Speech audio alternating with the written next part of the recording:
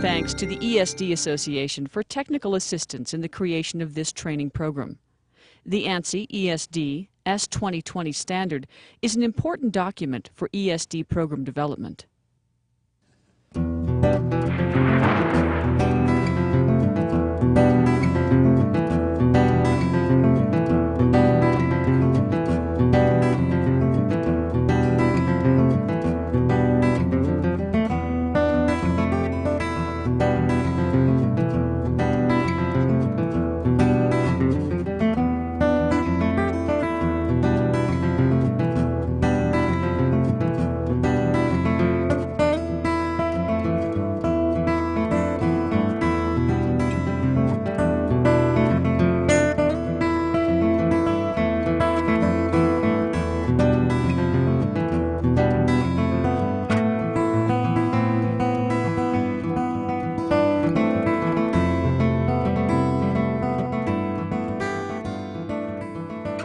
Do you see anything wrong with these pictures?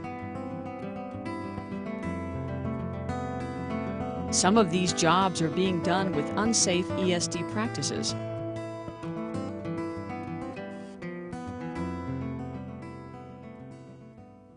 The operators can't see or feel what's going on, but damage may be occurring inside some of the electronic components.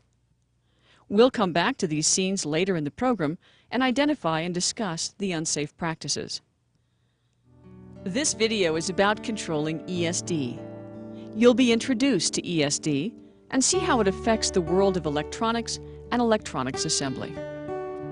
Then we'll show how ESD control applies to material handlers.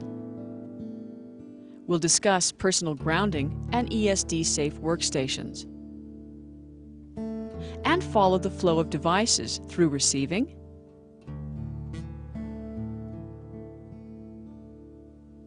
incoming inspection, storing,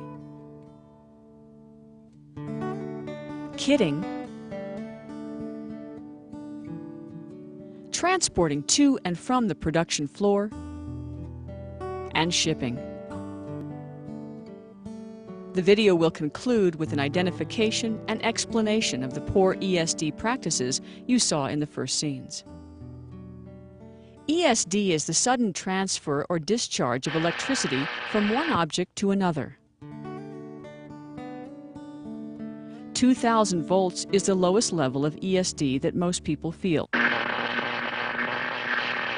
But static zaps under 20 volts are capable of damaging or destroying sensitive electronic components. Let's begin by looking at how electrostatic charges are generated. Every object has the ability to take on an electrostatic charge. The charge may be positive, negative, or neutral. A positive charge means some atoms or molecules on the surface of a material are missing electrons. A negative net charge means that some atoms or molecules on the surface of a material have acquired extra electrons. A charge is neutral on the surface of a material when the atoms and molecules have a balanced number of protons and electrons. Positive or negative charges are usually developed when two objects are placed into contact, then moved against each other and separated. One material attracts electrons from the other material. Therefore, one material has a positively charged surface. The other material is negative in net charge. When an item has a charge, this charge is called static electricity. The word static means at rest, so we can say that the charge is just sitting on the item, waiting for an opportunity to move. When two conductive objects with different levels or polarity of charge come close together or in contact with each other, the charge rapidly moves from one object to the other. This rapid movement of the electrical charge changes it from static electricity to ESD. It is important to understand how certain materials behave with these electrostatic charges. We'll separate them into three categories. The first material we'll talk about is a conductor. Conductors are typically some type of metal, like a piece of wire. The term conductor means that this material will conduct electricity. It will freely allow the movement of electrons through it. This will enable us to use grounding techniques to eliminate charges. Grounding means providing a path for the extra charges to flow into the earth, leaving the material with a neutral charge. The second material is called an insulator. Insulators prevent the flow of electricity. As with conductors, these materials can also become charged, but grounding techniques will have little to no effect of charge neutralization. The third material is called dissipative. These are materials that are partially conductive, and their resistive properties fall somewhere in between conductors and insulators. They are conductors of electricity, just not very fast conductors.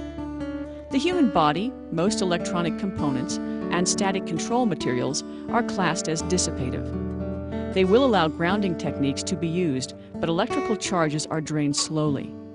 This is actually a desired feature in many cases, since draining charges slowly minimizes the chance of damaging electronic components. People are the biggest cause of ESD. That's because our bodies easily pick up static electricity. In fact, our skin can store relatively large amounts of this electric charge. Doorknobs probably don't mind the spark, but when ESD passes through an electronic device, such as an integrated circuit, it can cause serious internal damage to that component, resulting in a scrapped component. The tiny circuit paths in these sensitive devices can be burned up or severed by an ESD voltage so small that our senses can't even detect it. Remember, we can only feel discharges above about 2,000 volts, but some ESD-sensitive components can be damaged by voltages less than 20 volts. And you won't even know the damage has occurred, but the destruction will exist inside the component. Even when the device is soldered onto a printed circuit board, it's still not safe. It can be damaged by a discharge that passes through the board's conductive pattern to the ESD-sensitive component. The amount of voltage needed to damage or destroy varies from component to component. But as these devices become smaller and more complex, their sensitivity to ESD generally increases. Sometimes the damage caused by ESD doesn't mean the component will immediately fail. Instead, the assembly passes inspection, gets shipped to a customer, and then fails later on, creating a very unhappy customer. I'm sorry to hear that you've had all those failures. ESD is one of the most serious problems facing the electronics industry today. If it isn't controlled, the results are higher costs, lower product quality, and angry customers, especially if a product fails at a critical time. No, I don't want you to outsource with another vendor. Really, 100% yield? That's great. On the other hand, controlling ESD means product quality can be improved and costs can be kept down. An order for 1,500 more? This usually leads to increased customer satisfaction and sales, which is a win-win situation for everyone. Thanks a lot. Bye. Let's stop for a moment to review the information we just covered.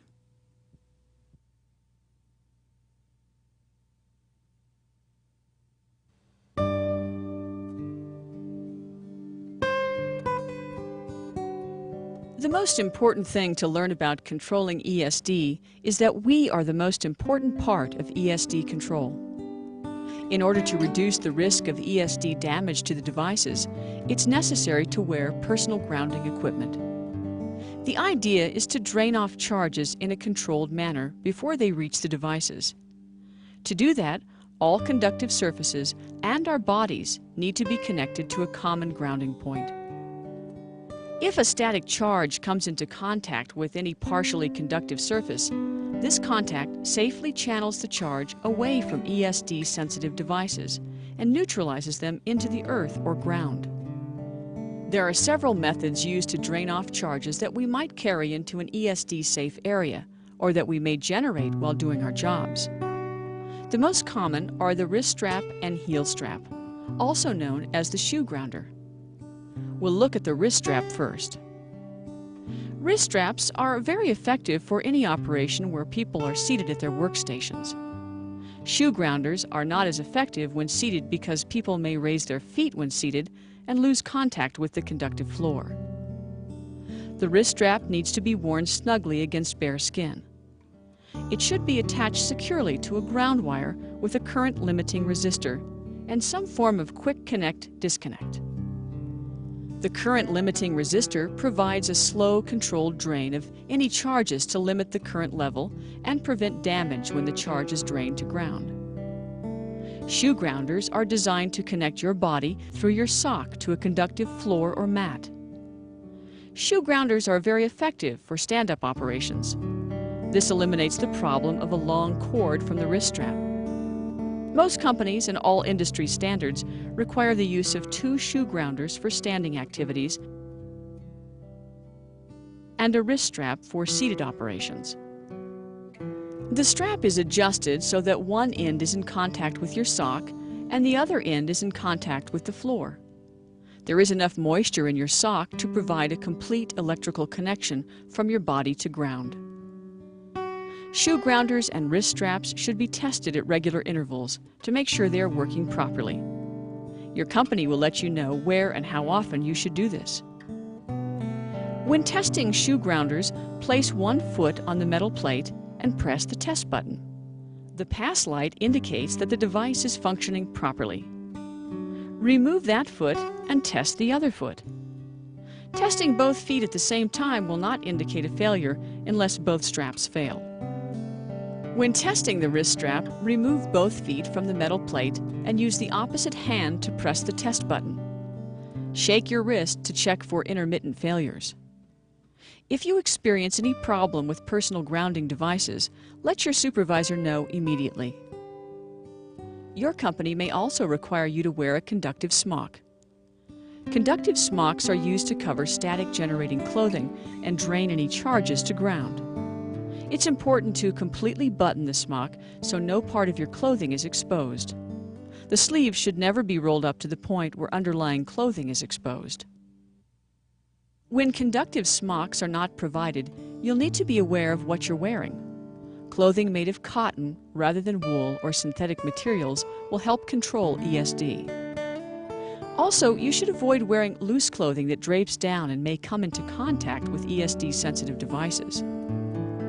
Let's stop and review the material we just covered.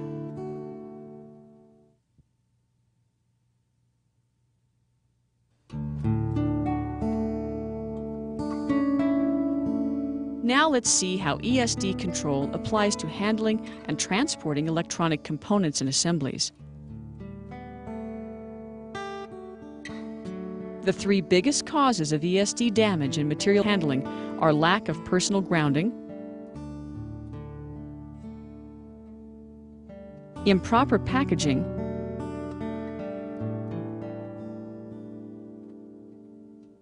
and the formation of charge fields around components and assemblies.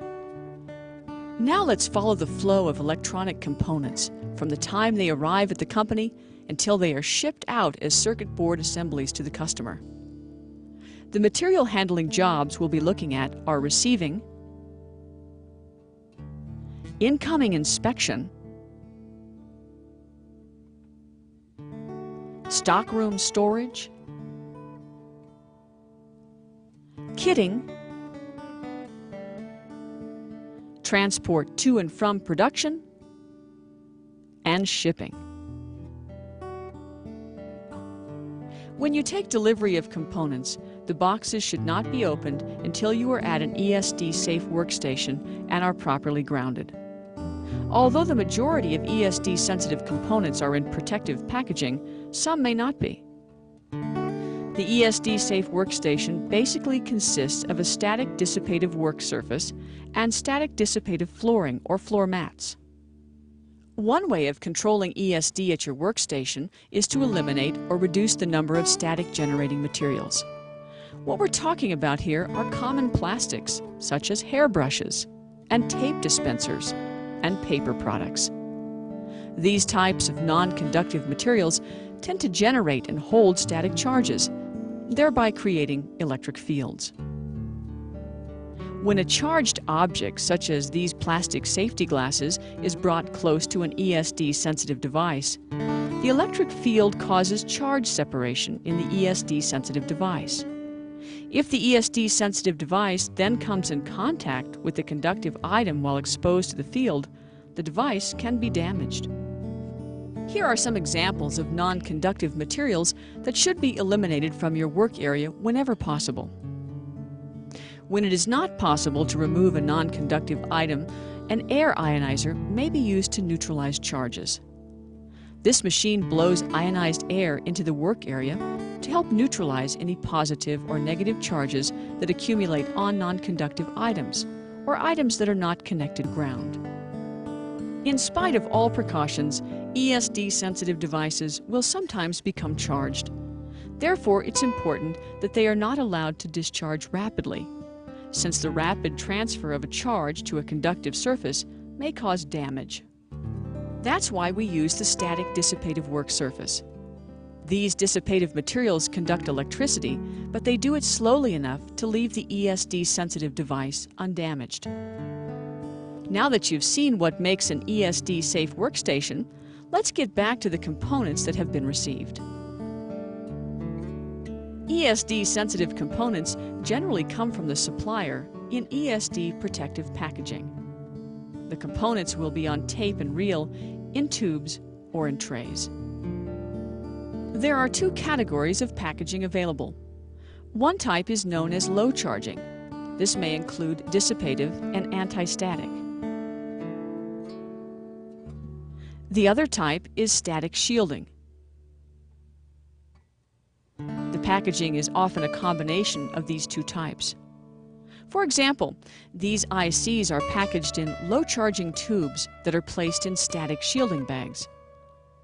In many cases, these components will need to be inspected for count, correct part number, and for damage. This is called incoming inspection. Again, incoming inspection should be done at an ESD-safe workstation with proper grounding. Although it is best not to unseal the packaging, the inspection policy of your company may require that you open packaging and even pick up a component. If you need to handle a component, pick it up by the non-conductive portion of the body rather than the leads. The leads are the most conductive pathway for an ESD event. If you need to set the component down, place the device with the leads down on a static dissipative surface. Don't slide the device over any surface, since sliding can generate static charges. After inspection, it's important to reseal the components in their original packaging. If you've opened low moisture packaging, it may be necessary to reseal the packaging with a humidity indicator and a desiccant. Your company will explain its policy for dealing with environmental packaging. The next step is to store the components that have been inspected. The location of the stockroom will determine how the components are transported for storage. For example, if the stockroom is in the same ESD safe area as the receiving department, then containers and carts simply need to be. However, if you need to go between ESD protected areas, it's important to also utilize static shielding bags or containers. The racks or push carts should be designed for ESD sensitive devices. When storing the components in the stockroom, you need to wear shoe grounders and be standing on a conductive or dissipative floor or mat. The next step in the material handling process occurs when the components are required for production. The gathering of components for a specific job is called kitting. Proper quantities of components are pulled from various locations in the stockroom and are put on a kit cart. Again, you need to be wearing your personal grounding equipment and use ESD totes when required. The components will usually be sealed in their original packaging, but sometimes you'll need to remove a specific quantity from the static shielding packaging. In this case, if you're transporting the kit cart from one ESD safe area to another, it's important to store the open components in an ESD tote with the cover on. After the devices arrive on the manufacturing floor, production begins. While on the manufacturing floor, partial assemblies may be transported from one production area to another. For example, surface mount components may be placed on circuit boards and reflow soldered in this area. The partial assemblies are then transported on an ESD safe rack to the through-hole production area for component insertion, and wave soldering. As long as these assemblies remain in ESD safe areas, they can be transported in open totes. The finished assemblies are then tested. Assemblies that pass electrical test are ready to be shipped to the customer. These assemblies should be loaded into the partitions of ESD protective totes. The totes need to be clean, and they need to be the right size. It's important to handle the assemblies only by the edges, minimizing contact with any conductive surface. Since the components are connected to the conductors on the circuit board, ESD damage to a component on the assembly can occur without direct contact. The last material handling operation is shipping.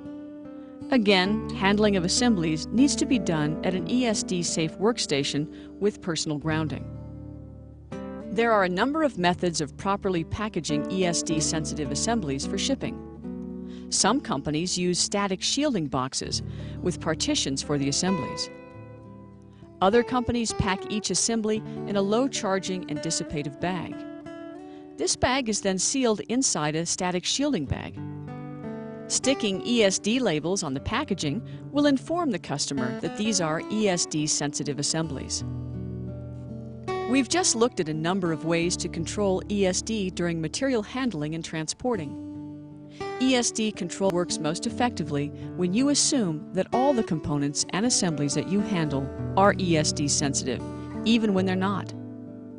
ESD sensitive devices should be properly labeled, but sometimes someone forgets. That's why it's important to get in the habit of performing all activities with ESD safe practices. Let's stop again to review the material we just covered.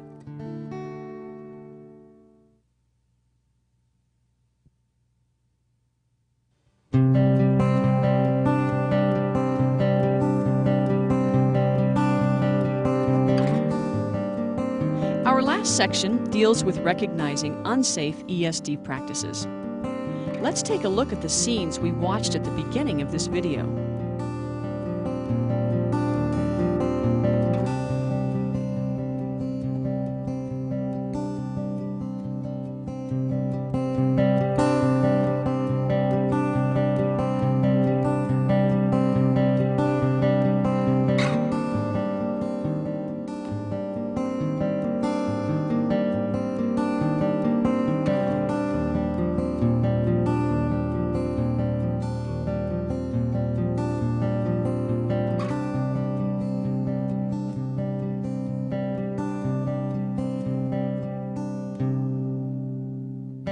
Do you see anything wrong with these pictures?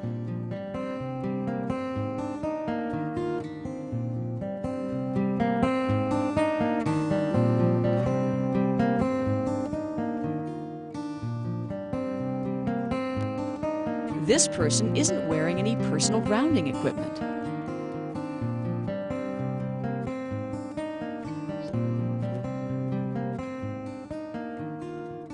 In this case, the ESD-sensitive items being transported aren't protected. At this workstation, there are non-conductive items near the ESD-sensitive components. These finished assemblies are being packaged in low-charging and dissipative bags, but are not protected by static shielding packaging. This program has presented the details of ESD control for material handlers. First, we discussed static electricity and took a look at how poor ESD practices can affect electronic components. Then we discussed personal grounding and followed the flow of ESD-sensitive components from when they arrive from the supplier until they are shipped out as part of a circuit board assembly. We concluded with an exercise to recognize unsafe ESD practices during material handling. ESD control is your responsibility. It's important to wear the appropriate equipment and to follow the proper procedures for handling and transporting components and assemblies. And you need to report any problems or ESD hazards promptly. In this way, you can make a difference.